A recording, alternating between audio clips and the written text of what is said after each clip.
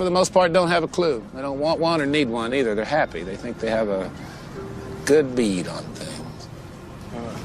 Well, why the big secret? People are smart. They can handle it. A person is smart.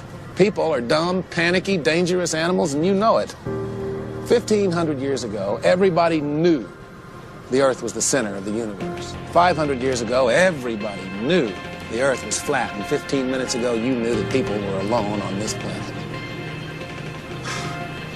Imagine what you know tomorrow. We don't have time for a meeting of the Flat Earth Society. A group of social criminals, these people in the space program. Nassholes, I'd call them. And some of those people actually still believe the Earth is flat. So if a few of them want to believe that we didn't go to the moon, let them. It's not an issue that comes up in my presentation. I mean, the Earth being flat, that's clearly ridiculous. Though I've actually been contacted by some flat earthers saying I'm covering up the fact that it's some Atlantean conspiracy.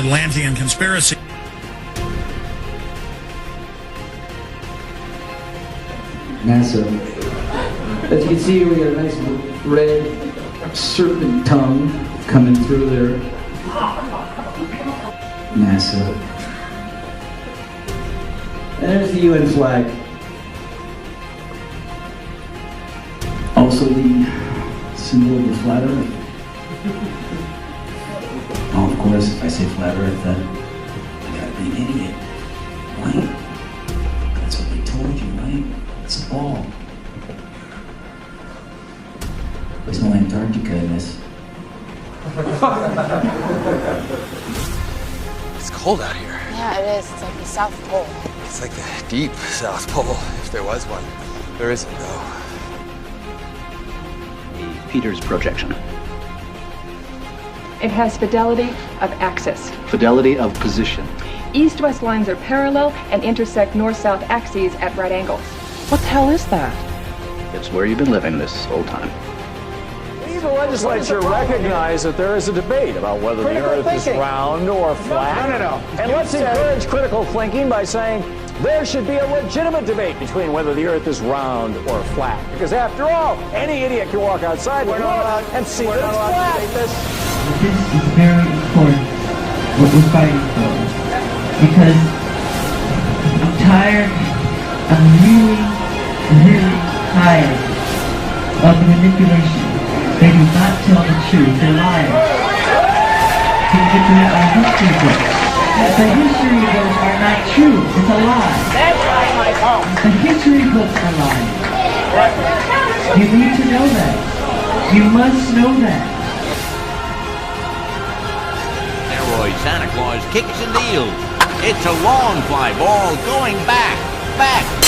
And the ball shatters the sky, bringing the ocean itself down into the stadium.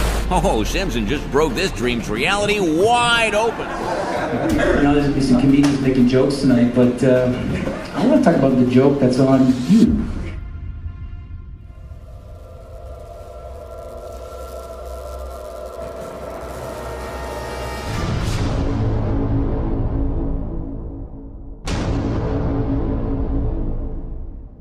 The German cartographer, Mercator, originally designed this map in 1569 as a navigational tool for European sailors.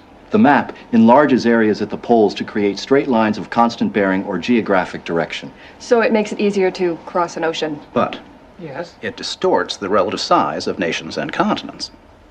Are you saying the map is wrong? Oh dear, yes. Look at Greenland. Okay. Now look at Africa. Okay. The two land masses appear to be roughly the same size. Yes. Would it blow your mind if I told you that Africa is in reality 14 times larger? Yes. Here we have Europe, drawn considerably larger than South America. When it's 6.9 million square miles, South America is almost double the size of Europe's 3.8 million. Alaska appears 3 times as large as Mexico, when Mexico is larger by 0.1 million square miles. Germany appears in the middle of the map when it's in the northernmost quarter of the Earth. Wait. Relative size is one thing, but you're telling me that Germany isn't where we think it is? Nothing's where you think it is. Where is it? I'm glad you asked. Okay, so here's the picture of the Earth from space. There it is. Since you were a kid, you've seen this image. But you've never seen it from that point of view. You know what? We adopted this whole model like 400 or 500 years before the airplane.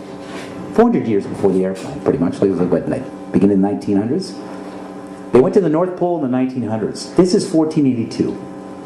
Nobody went to the top of the globe, to the bottom, or flew up, or built a skyscraper until...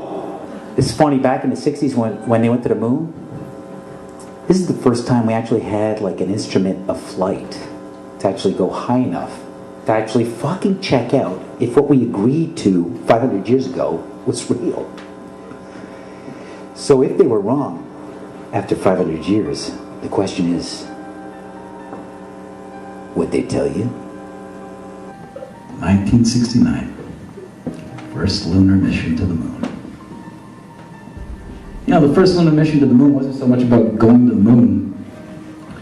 It was about having an event so you can go high enough to take a picture after 500 years to prove it was a ball.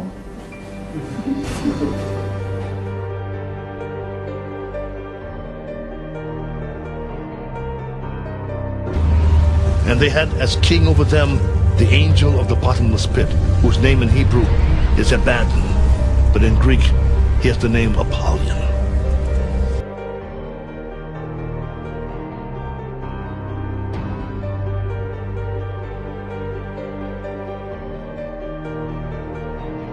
Mr. Armstrong, Bart Sibrel, ABC Digital. Wanted to give you the opportunity to swear in the Bible that you walked on the moon. The two most watched televised events in history: the moon landing and the towers falling.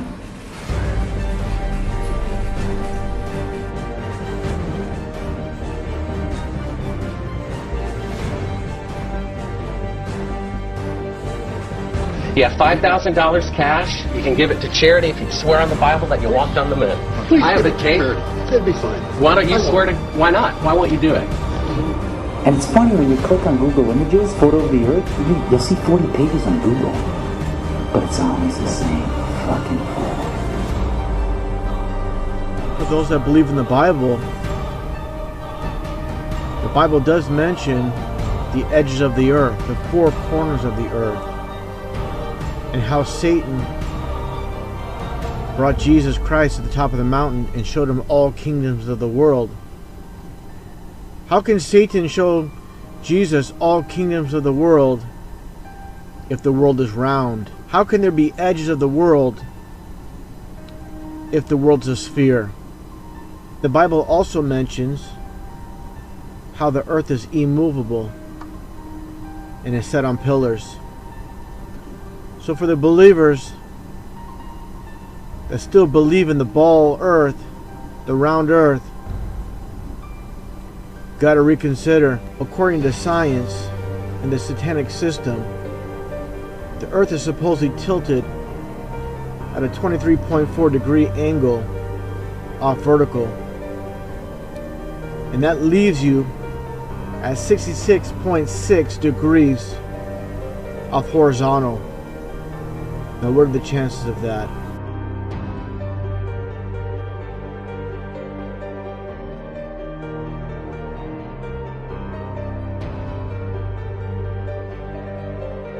Moon landing, 8:17 p.m. Eastern Standard Time, 1969. Isaac Newton, 1666.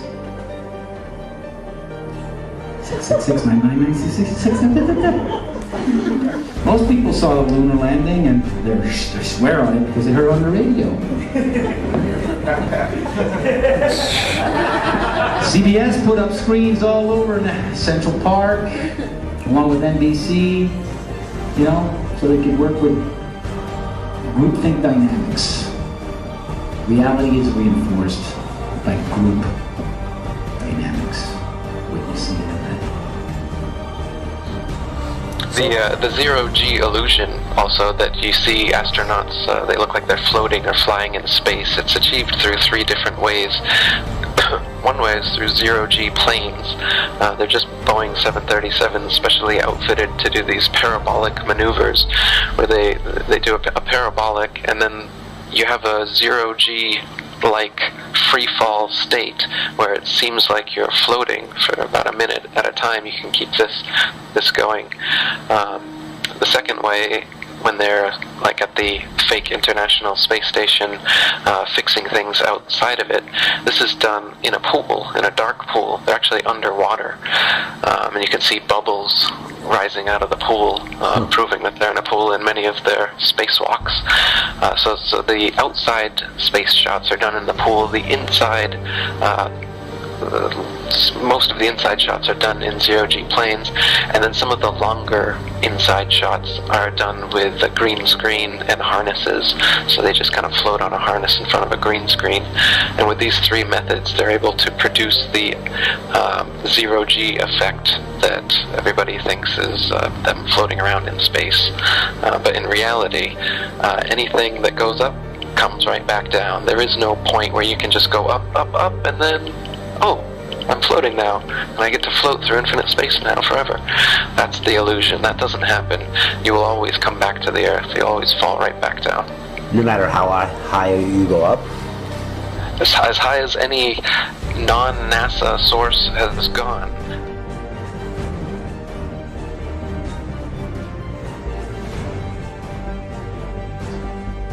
Jesus, you think he knows?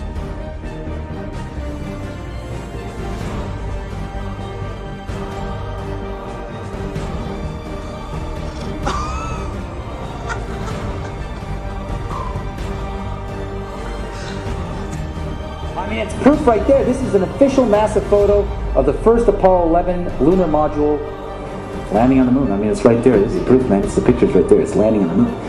But the only problem I have with this picture is that it's taken from the moon. I don't know what the big deal was with being the first guy on the moon. It seems the camera crew was already there. Hey, all right. Do you see Photoshop? Yes. Yeah. Okay. And if those of you think this technical difficulty was planned and think I'm scamming you, go do it for yourself. I'm going to zoom in on the Earth in Photoshop. You see the Earth? Yep. Okay, I'm going to go to Image, Adjust, Levels, and I'm going to bring the levels over here. And I'm going to bring the levels up. Uh-oh. What is that? Oh, wow. Yeah, wow. Why is there a square box around the Earth allegedly taken from the scientists on the moon in Apollo 17? Then you got other pictures like this, the blue marble, right, that come out. Okay, well, there's a big problem with the blue marble, and I'm going to zoom in here and show you what the problem is. These are all composite images where they are really not very good at Photoshop because they're using the Photoshop clone tool to replicate clouds. That's an official photo from NASA. But plus, how many people think that's a photo? But plus, how many people think this is bullshit? Now, a lot of people's first question is going to be, well, where's the edge? And I was surprised to see how easy that is to rectify, but I'm sure you get that a lot. How do you tell people when they come at you with, well, where's the edge? Why aren't people sailing off the edge or whatever? So, in the flat Earth model, the North Pole is in the middle, and the Earth is a disk shape, and the Antarctica is all the way around, holding the oceans in. And so it's a fact, if you're at the North Pole and you go south, no matter which actually, it doesn't matter where you are. If you go south, eventually, you're going to end up in Antarctica. But on the ball model, it's just a little ice continent underneath the ball. Yet in this model, it's all the way around you, holding the oceans in. As for whether there's an edge beyond the Antarctic ice plateau, this wall that holds everything in is about 100 to 200 feet tall, and once you climb up on the ice wall, it's a plateau of snow that just goes on and on and on. And the public and myself are ignorant at the moment as to whether there is an edge at some point, whether there'd be a barrier, a dome, many ancient cultures have said there is, or whether it's an infinite flat plane and it's just snow, ice, wind, and darkness forever. Stop what you're doing and listen. This is not a drill.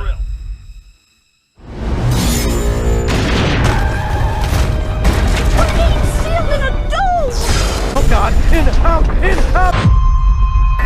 I can't tell you if what happened is an act of terror or an act of God. Where the hell did it come from? No idea. You have people trapped in here! On our own. What are you telling us we're trapped like rats?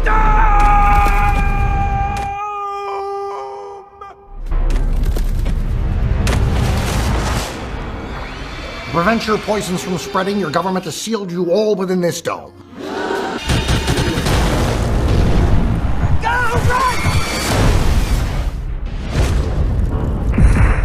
Our best guess puts the dome at 20,000 feet, sir. Did he just call it a dome? You think we might be stuck in here a while? I think that even if what's wrong suddenly becomes right, the Army's just gonna quarantine this place. I want roving death squads around the perimeter 24/7. I want 10,000 tough guys to... Let me out! Let me out! I want... What's the most resilient parasite? An idea. A single idea from the human mind can build cities.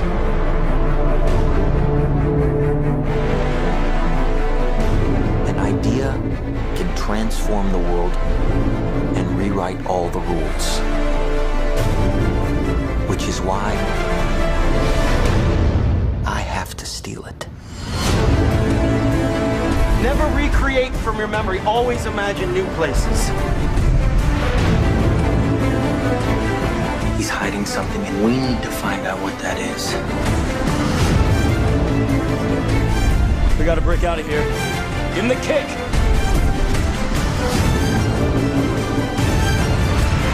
This was not a part of the plan!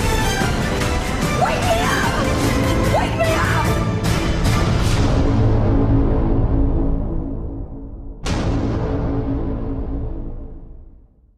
Is the whole flat Earth idea, is that a new idea? How long has this been around? No, the flat Earth was worldwide for thousands of years before this spinning ball Earth came around. The first person to think of the spinning ball Earth was also the first Freemason, Pythagoras of Samos. Most Freemasons trace their ancestry, if you will, back to Pythagoras as being the first Freemason. And that was 2,500 years ago. But his idea didn't catch on at all until about 500 years ago when Copernicus, another Freemason and Jesuit, wrote his book promoting this spinning ball Earth and concept. And then Kepler and Newton and Galileo, they took it from there, and now NASA and RASA and all the other space agencies, they're experts like Carl Sagan and Neil deGrasse Tyson. They're continuing this heliocentric spinning ball Earth gravity myth that's been going on for 500 years, and they keep adding on to it now. Now you've got a Big Bang and evolution and aliens, and come out and say they've found life on other planets soon. They've already given us fake pictures from Mars claiming that there's a pyramid and Sphinx on Mars, trying to cement this alien progenitor propaganda into us. So are you saying there are no aliens? Not in the sense of extraterrestrials, since there are no extraterrestrial places. Earth is the only material plane. It's a plane, not a planet. And the planets are just stars. What we call planets today were known for thousands of years as the wandering stars. They differ from the fixed stars in their relative motions only.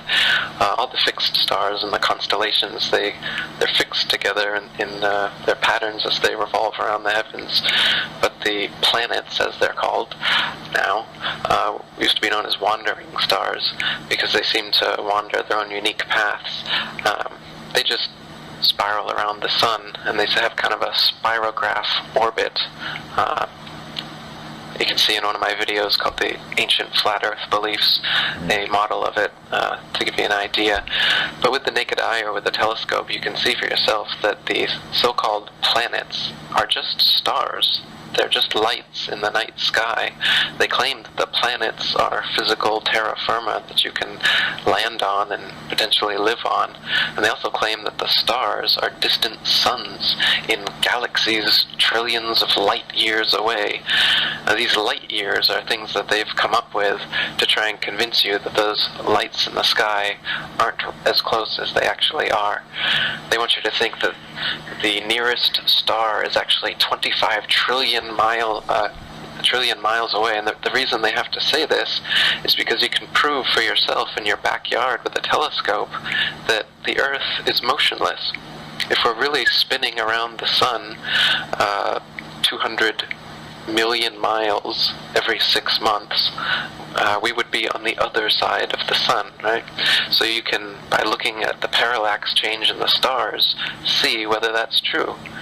And there's not an inch in parallax change in any of the stars after 6 months of supposed orbital motion around the sun. So if that's the case, it's proof that we haven't moved. See how the moon travels at the same speed and direction as the stars? They all move together as one, and that's not possible if you believe the official narrative that the moon is a lot closer to the Earth than the stars. They'd all be moving at different speeds.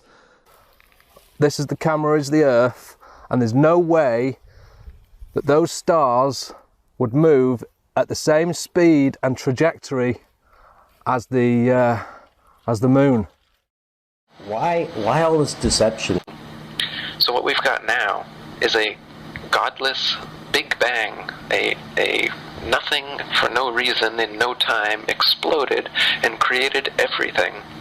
And then a bit of the everything turned into self-replicating bits, and life spontaneously created, and order and intelligence and consciousness all came into existence. So we've got this cosmology that comes from nothing. It's atheistic, it's nihilistic. It makes it as though humanity and Earth and everything here is just a cosmic accident. It's purposeless, it's meaningless. That's why this kind of atheistic materialism is rampant nowadays, because this kind of metaphysics is what we're being taught. So if we're just in the corner of some galaxy and the fingertip under the dust of the fingertip of the universe, then we don't mean anything. So what it does is it spiritually crushes humanity, so that we just think that me is all that's important, because this life is meaningless, God doesn't exist, we're just a bunch of primordial soup that turned into monkeys, and then monkeys turned into humans. They got us believing just a bunch of nonsense. The overall reason, if you're a psychopath like the people who do control this world all are, then what you want, your ultimate goal is world domination. The best way to achieve world domination is through propaganda and mind control. So the way to mind control someone, if you've got them in a cage since birth, you tell them that the cage is the only thing there is, and everywhere else you can't go. You can't go to the North Pole, and you can't go to the Antarctic without government approval and licensing. They have little tours where you can go and take little photo ops, but you can't go yourself and explore what's actually at the North Pole. Maybe I'm being set up for something. Christoph, why do you think that Truman has never come close to discovering the true nature of his world until now? We accept the reality of the world with which we're presented. It's as simple as that. Get away. See some of the world. Explore. I like to be an explorer, like the Great Magellan. Oh, you're too late. There's really nothing left to explore. You want to be an explorer. This'll pass. We all think like this now and then. They're pretending to. Tell me what's happening! You had to shut her down. Thank you for your help. You're welcome, Truman. Locked it every turn. They go around the block. They come back. They go around again. Meryl, you're part of this, aren't you? You are scaring me! You're scaring me, Meryl. If his was more than just a vague ambition, he was absolutely determined to discover the truth. There's no way we could prevent him.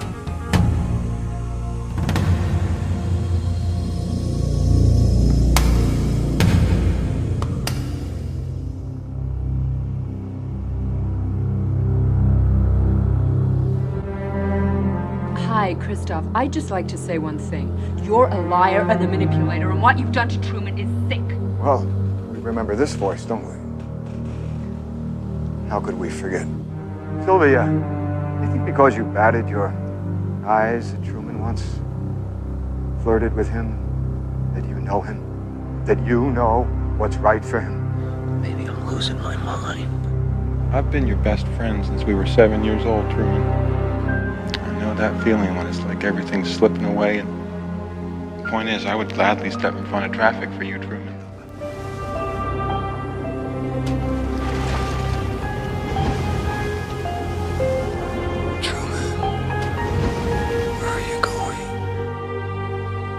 You really think you're in a position to judge him? What right do you have to take a baby and turn his life into some kind of mockery? Don't you ever feel guilty? Is that the best you can do? You're gonna have to kill me! I have given Truman the chance to lead a normal life. The world, the place you live in, is the sick place.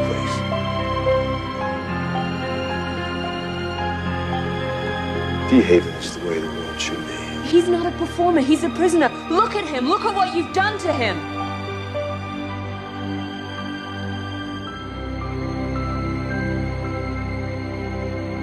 I think what distresses you, really, is that ultimately Truman prefers his cell, as you call it. Well, that's where you're wrong. You're so wrong, and he'll prove you wrong.